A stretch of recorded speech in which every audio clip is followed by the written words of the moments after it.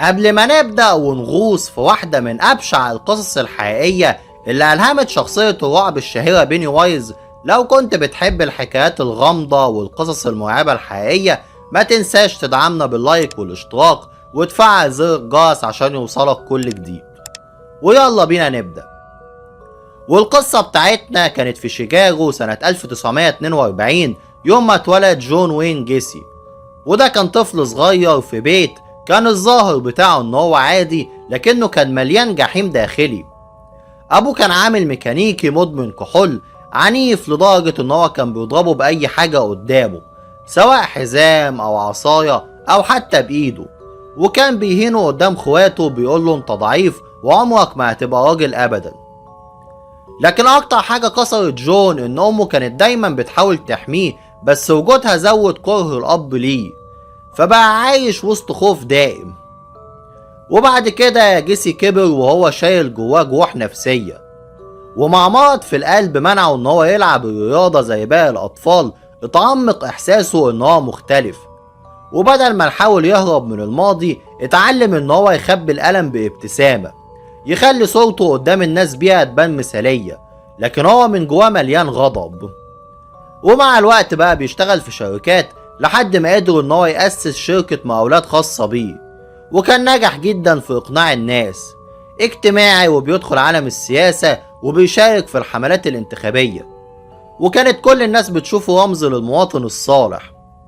وهنا اخترع شخصية بوجو ذا كلاود، وده كان مهرج مرح هدفه ان هو يضحك الاطفال في الحفلات الخيرية. لكن اللي الناس ما كانوش يعرفوه ان الوش الملون ده كان قناع بيخبي افظع وحش داخلي جواه. واول ضحاياه ظهروا في بداية السبعينات لما قام باستدراج شاب كان اسمه توماسي ميكوي، عنده 16 سنة في محطة اتوبيس، وطلب منه ان هو يقضي الليل عنده. لكن الولد اختفى بعد كده للأبد، وبقى أول جثة يدفنها تحت بيته. وبعد كده جه عشرات الضحايا واللي معظمهم كانوا شباب في عمر الظهور، واغلبهم كان بيوافق ان هو يركب مع جيسي لان هو كان بيعرض عليهم فرص شغل او يوهمهم ان هو هيساعدهم. وفي البيت يبدأ العرض القاتل او لعبة الحبل السحرية زي ما هو كان بيسميها.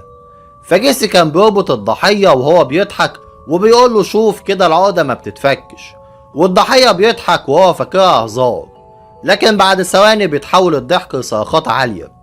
وبعد القتل كان بيسحب الجثة للزحف تحت أرض البيت، مكان ضيق مظلم مليان بالطين والمياه الراكدة، وريحة العفن بقت بتزحف للبيت، لكنه دايما كان بيرمي الموضوع على الصرف الصحي. وجيرانه أحيانا كانوا بيشتكوا، بس هو عادة كان بيلاقي الحجة المناسبة.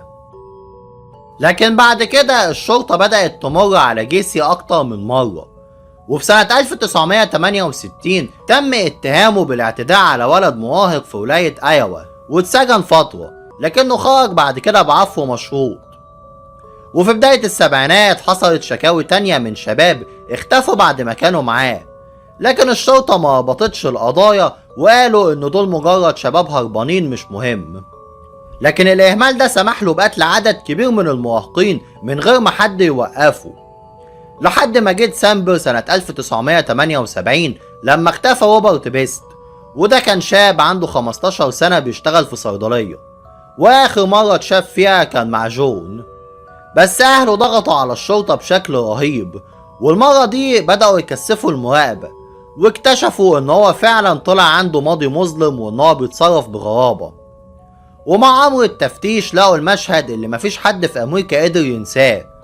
فاول ما نزلوا تحت البيت الريحة كانت بتخنقهم، وهناك لقوا بقايا عظام وجماجم، والضباط كانوا بيطلعوا واحد ورا التاني، والعدد بيزيد لدرجة ان هما وقفوا العد لحظة علشان يستوعبوا.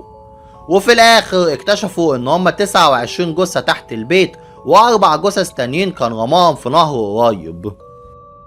وللأسف الأهالي كلهم عاشوا في مأساة، فكل يوم كانوا بيستنوا اتصال من الشرطة ليقول لهم ابنكم من الضحايا ولا لأ.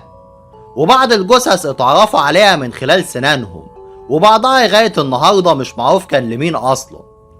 فتخيل حجم الكارثة، أكتر من 30 عيلة محطمة، شباب صغير اختفى وفي الآخر طلعوا تحت بيت راجل كانوا شايفينه محترم.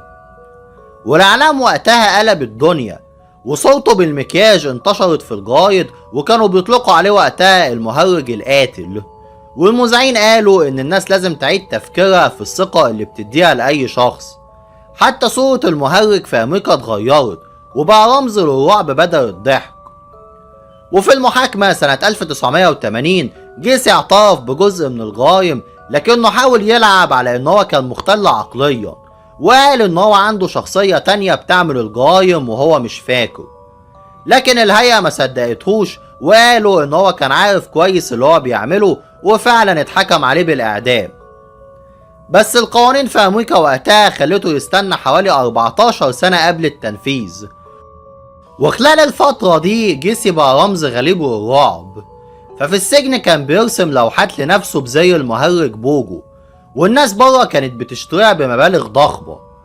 وبعض أحد الضحايا اتعصبوا جدا من الموضوع ده وقالوا ان دي تعتبر اهانة، ازاي قاتل يبيع لوحات لنفسه ويتشهر؟